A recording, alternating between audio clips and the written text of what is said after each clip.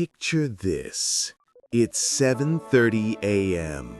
Your alarm didn't go off. You spill coffee on your shirt. Traffic is a nightmare. Your boss emails you again. Your phone won't stop buzzing, and by 9 a.m. you're already exhausted, emotionally drained, wondering, why does everything feel so heavy? Here's the truth most of us forget. We're not drowning because life is hard. We're drowning because we're holding on to things that don't matter. Today, we're diving into a book that changed millions of lives, a book that whispers a simple, powerful truth. Stop sweating the small stuff, and it's all small stuff. This is Don't Sweat the Small Stuff by Dr. Richard Carlson. And by the end of this journey, you'll learn how to find peace, not by changing your life, but by changing how you see it. Welcome to Ladder Up English. Let's begin. So what is this book really about? Don't Sweat the Small Stuff teaches us that inner peace isn't found in perfection, it's found in perspective. Dr. Richard Carlson shows us that most of our stress, anxiety, and frustration comes from magnifying minor problems into major crises. Through 100 simple strategies, he reveals how to let go of unnecessary worry, embrace compassion, stop overreacting, and live with a lighter heart. The core message? Life is too short to waste on things that won't matter tomorrow. When we stop sweating the small stuff, we create space for joy, love, and true peace. Now, let's dive deeper. Chapter 1. Don't Sweat the Small Stuff. Scene: the spilled coffee. Meet Sarah. She's 32, works in marketing, loves her kids. But this morning, she's on the edge. The coffee mug breaks, and suddenly it's not just a mug, it's a sign. A sign that today will be terrible. A sign that she can't get anything right. A sign that life is falling apart. By the time she gets to work, she's replayed that moment 47 times in her head. Sound familiar? Dr. Carlson calls this magnification. It's when we take a small inconvenience, a spilled drink, a rude comment, a missed call, and we blow it up into something monumental. He writes, often we allow ourselves to get all worked up about things that, upon closer examination, aren't really that big a deal. The truth is, most of what stresses us out today won't matter next week. But we treat every setback like a catastrophe. We sweat, we spiral, we suffer. And for what? Practical application. Here's how to apply this. The 10-10-10 rule. When something goes wrong, ask yourself, will this matter in 10 minutes? Will this matter in 10 months? Will this matter in 10 years? If the answer is no, let it go. The coffee spill doesn't matter in 10 minutes.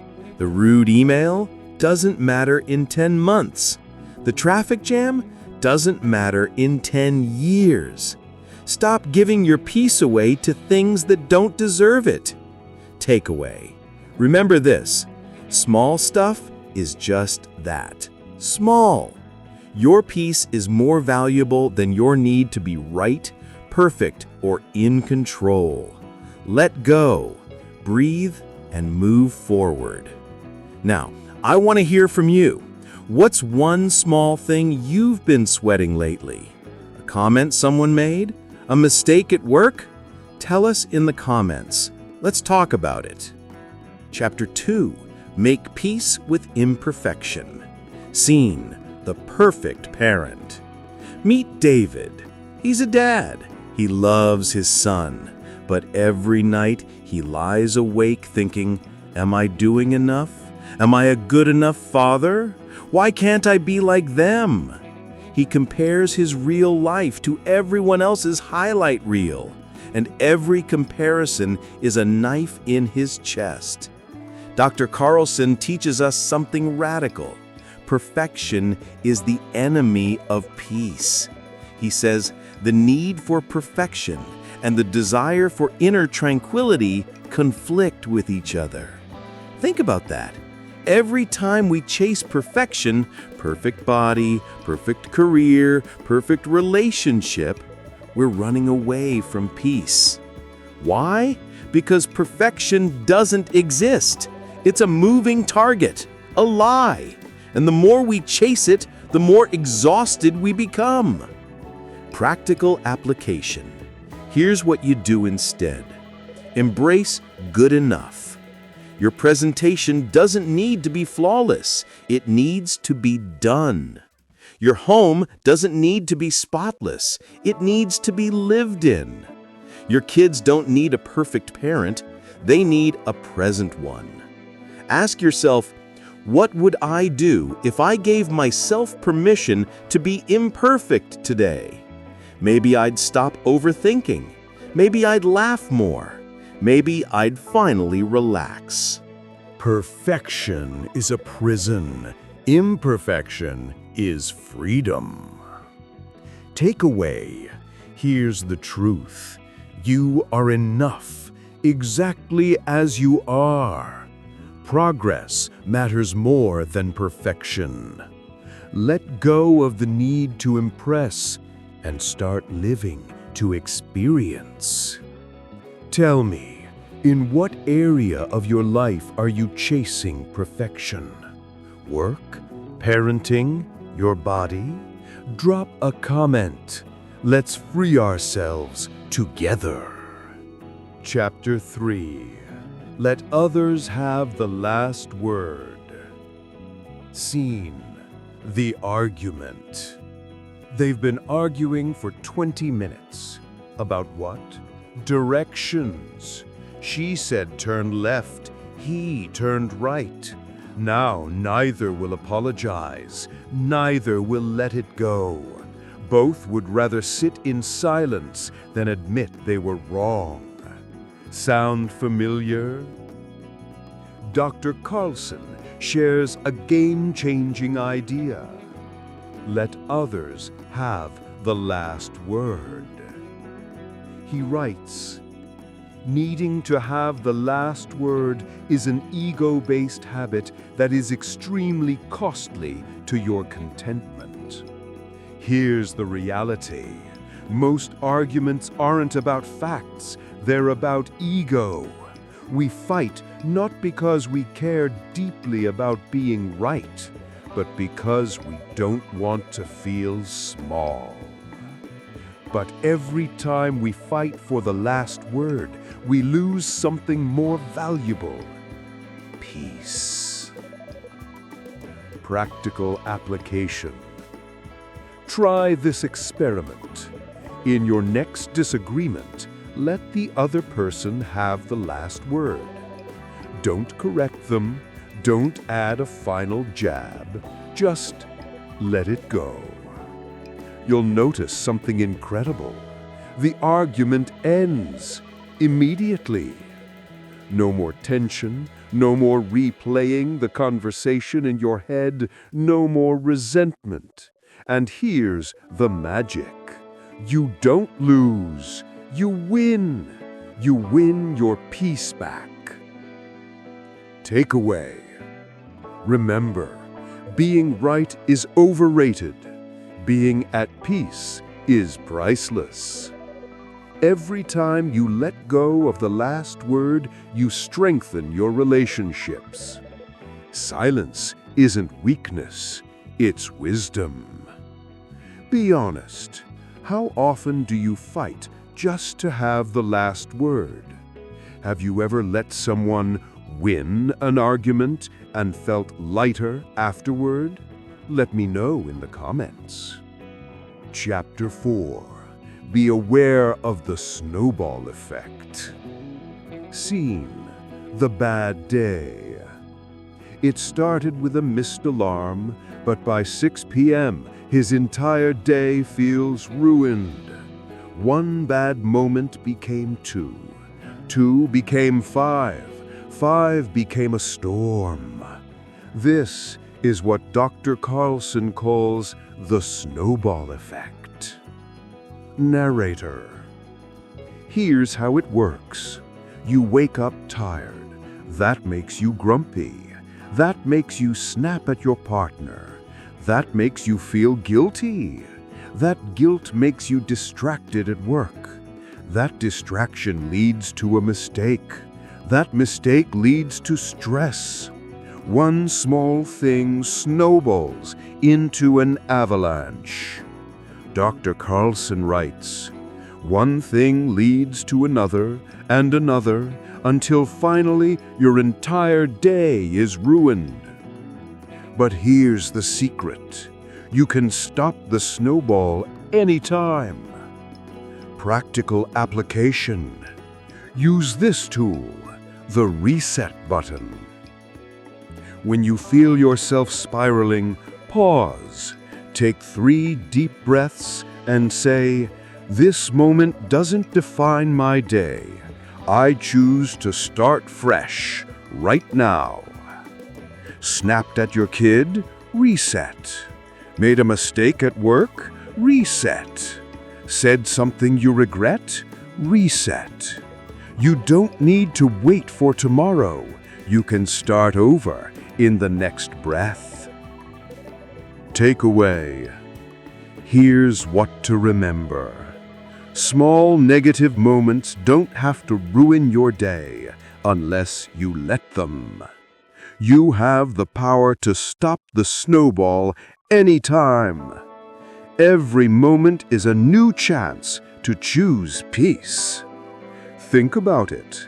When was the last time one bad moment ruined your whole day? What would have happened if you'd hit the reset button? Share your story below. Chapter 5. Develop your compassion. Scene: the grocery store. The woman in line is frustrated, annoyed, rolling her eyes. But what she doesn't know, the cashier just got a call. Her mom is in the hospital. The woman doesn't know. She only sees the inconvenience. Dr. Carlson teaches, everyone you meet is fighting a battle you know nothing about. Be kind, always. This is compassion. It's the ability to see beyond behavior, to see the human beneath. When someone cuts you off in traffic, maybe they're rushing to the hospital. When your coworker is short with you, maybe they're struggling at home. When your partner seems distant, maybe they're overwhelmed. Compassion doesn't excuse bad behavior, but it softens your heart, and that softness protects your peace. Practical application. Here's your practice. Before you react, ask, what might they be going through right now? That rude stranger? Maybe they're in pain. That distant friend? Maybe they're depressed. That difficult boss? Maybe they're insecure. When you lead with compassion, you stop taking things personally. You stop creating unnecessary suffering for them and for you. Takeaway. Remember, everyone is fighting a battle you can't see. Compassion is a shield that protects your peace. Kindness costs nothing, but it changes everything. Tell me, when was the last time someone showed you unexpected kindness? How did it make you feel? Comment below. I'd love to hear your story. Chapter 6. Remind yourself that life isn't an emergency. The scene, the rush. Everything is urgent. Everything is a crisis. Every email, every call, every task. Now, now, now! But here's the question Dr. Carlson asks. Is it really an emergency, or have we just convinced ourselves it is? Most of us live in manufactured urgency. We rush, we panic, we stress over things that don't actually require rushing, panicking, or stressing. Dr. Carlson writes, "Life isn't an emergency. Remind yourself of this often. The email can wait. The meeting can be rescheduled. The laundry can sit another hour. Nothing is as urgent as we make it. And when we slow down, we realize we're not falling behind. We're finally catching up to ourselves." Practical application. Try this. Create a not urgent list. Write down everything you think is urgent. Then ask, will this matter in a week? Is anyone's life in danger? Can this wait 24 hours? Most things, they can wait. And when you give yourself permission to slow down, something beautiful happens. You start living instead of surviving. Takeaway. Remember, life isn't an emergency. You just think it is. Slowing down doesn't make you lazy. It makes you intentional. Peace lives in the pauses. Be real with me. Are you living like everything's an emergency? When was the last time you truly slowed down? Let me know in the comments. Chapter 7. Practice random acts of kindness. The scene, the coffee shop. She didn't expect it, didn't ask for it, but in that moment, something inside her softens. That small act of kindness doesn't just make her day, it makes her want to pass it on. Dr. Carlson writes, "Kindness is the oil that takes the friction out of life." Here's the magic of kindness. It doesn't just help others, it transforms you. When you do something kind without expecting anything back, you break the cycle of self-obsession. You step outside your own problems. You become part of something bigger. And studies show people who practice kindness regularly are happier, healthier, and more at peace.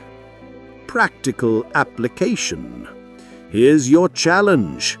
Do one random act of kindness every day for the next week. Pay for someone's coffee. Leave a kind note for a coworker. Text a friend and tell them why you appreciate them. Hold the door, smile at a stranger, compliment someone. Watch what happens, not just to them, but to you. Kindness is the fastest path to inner peace. Takeaway. Remember, kindness isn't just nice, it's necessary. You can't be kind and bitter at the same time. Small acts create big ripples. Let's create a kindness wave. What's one random act of kindness you've done or received that you'll never forget? Share it in the comments. Let's inspire each other. Chapter 8. Surrender to the fact that life isn't fair. The scene, the comparison trap. She's happy for her friend, she really is. But inside, a voice whispers, "Why her and not me? I work just as hard. It's not fair." And just like that, joy turns to bitterness. Dr. Carlson says something that stings but sets you free. Life isn't fair, and it never will be. Some people get lucky, some don't. Some work hard and succeed, some work hard and fail. But here's the truth. Fairness is a myth. And the more we cling to it, the more we say, "It's not fair," the more we suffer. Because life doesn't owe us fairness, it owes us nothing. But we can still choose peace. Practical application. Here's the shift. Stop asking, "Why them and not me?" Start asking, "What can I do with what I have?" You didn't get the promotion? What can you learn from this moment? Someone else got the opportunity?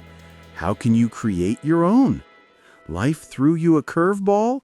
How can you adapt? Fairness is out of your control. Your response is not. Mindset takeaway. Remember, life isn't fair, and that's okay. Comparing yourself to others only steals your peace. Your power lies in how you respond, not what you receive. Real talk. What's one thing in your life that feels unfair right now? And what's one thing you can control in that situation? Let's talk about it.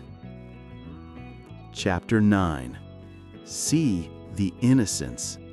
Scene: the angry driver. In that moment, his anger melts, not because the other driver deserves it, but because he chooses peace over being right. Dr. Carlson teaches a concept called seeing the innocence. It means this: most people aren't out to hurt you, they're just caught up in their own chaos. The coworker who snapped at you, they're stressed. The friend who forgot your birthday, they're overwhelmed. The partner who seems distant, they're struggling. When you see the innocence, you stop taking things personally, and that's where peace lives. Practical application. Try this. When someone upsets you, pause and think, they're doing the best they can with what they know. It doesn't mean you excuse bad behavior. It means you stop letting their behavior control your peace. You can hold boundaries and still see the innocence. Mindset takeaway. Remember, most people aren't malicious. They're just messy.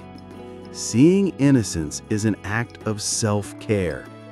Peace isn't about changing others, it's about freeing yourself. Think about it. Who in your life have you been seeing through the lens of blame instead of innocence? How would your relationship change if you shifted your perspective? Comment below. Chapter 10. Live in the present moment. Scene: the sunset. How many moments have we missed because we were somewhere else? Physically present, but mentally absent. Dr. Carlson writes, "The most important moment is the one you're in right now. But most of us aren't here. We're replaying yesterday or rehearsing tomorrow. We're worrying about what might happen or regretting what already did. And in the process, we miss life." The present moment is where peace lives. Not in the past, not in the future. Right here, right now. Practical application. Here's a simple practice. The 5-4-3-2-1 grounding technique. When your mind races, pause and notice 5 things you can see, 4 things you can touch, 3 things you can hear, 2 things you can smell, 1 thing you can taste. This brings you back to now, back to peace. Mindset takeaway. Remember, the present moment is all you truly have. Worrying about the future steals today's peace. Life happens now, not later. Let me ask you, when was the last time you were fully present? Not thinking about work, not scrolling, not worrying, just here. Tell me in the comments. FAQ section. Before we wrap up, let's answer some of the most common questions about finding inner peace. FAQ number 1. How do I find inner peace when life is chaotic? Inner peace isn't about eliminating chaos, it's about changing your relationship with it. Start by accepting that you can't control everything. Focus on what you can control: your breath, your thoughts, your reactions. Practice daily grounding techniques like meditation, journaling, or simply taking 5 minutes to sit in silence. Peace isn't found in perfect conditions, it's found in your ability to stay centered amidst the storm. Remember, peace is an inside job. When you stop resisting life and start flowing with it, chaos loses its power over you. FAQ 2. What are practical ways to stay calm under pressure? First, pause before you react.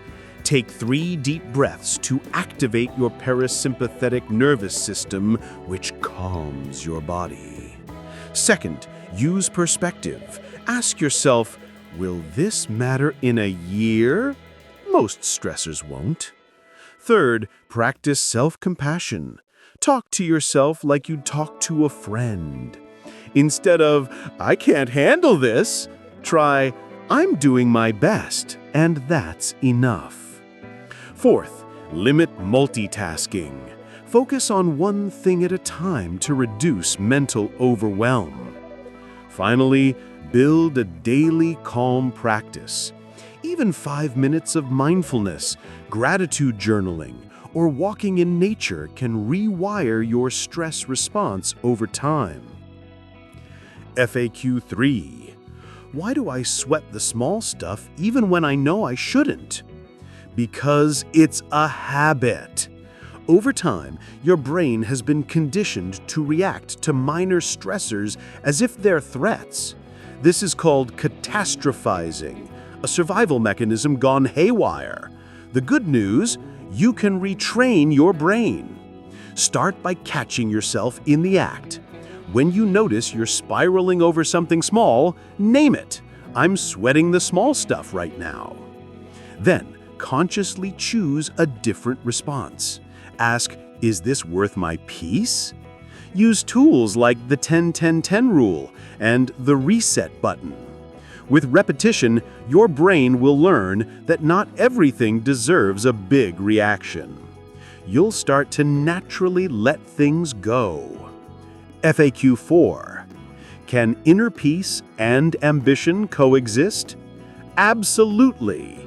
Inner peace doesn't mean giving up your goals. It means pursuing them without attachment to outcomes. You can work hard and still be at peace. The difference is this: instead of tying your worth to your achievements, you find contentment in the process.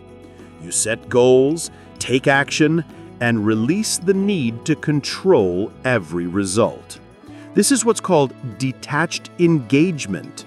You engage fully with life, but you're not emotionally wrecked if things don't go as planned. Peace and ambition coexist when you realize that success doesn't define you.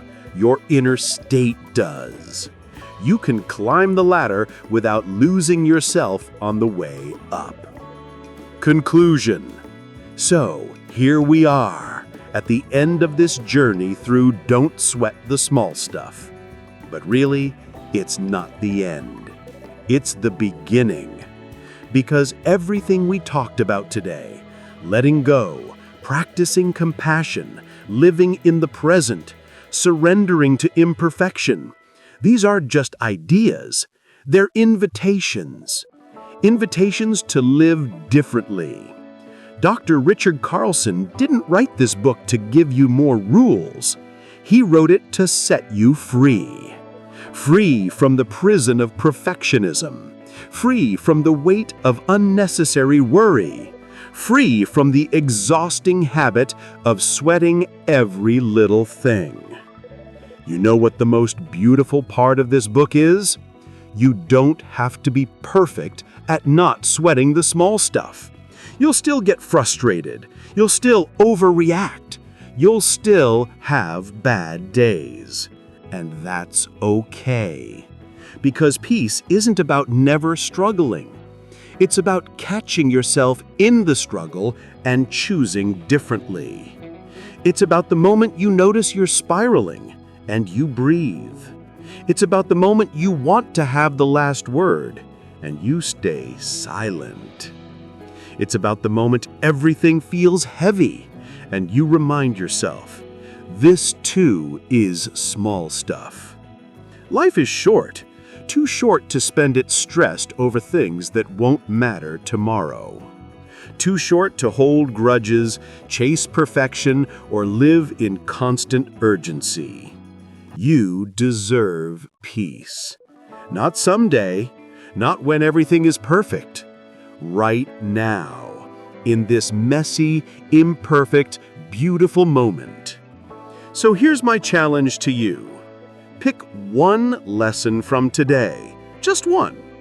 Maybe it's letting someone have the last word. Maybe it's practicing random acts of kindness. Maybe it's simply reminding yourself life isn't an emergency. Pick one and practice it this week and watch what happens. Not just in your life, but in your heart. Thank you for being here. Thank you for taking this journey with me. If this resonated with you, do me a favor. Hit that like button, share this with someone who needs to hear it, and subscribe to Ladder Up English for more journeys through books that change lives. Leave a comment below. Tell me, what's one small thing you're going to stop sweating starting today? I'll see you in the next one. Until then, remember, it's all small stuff, and you are bigger than all of it.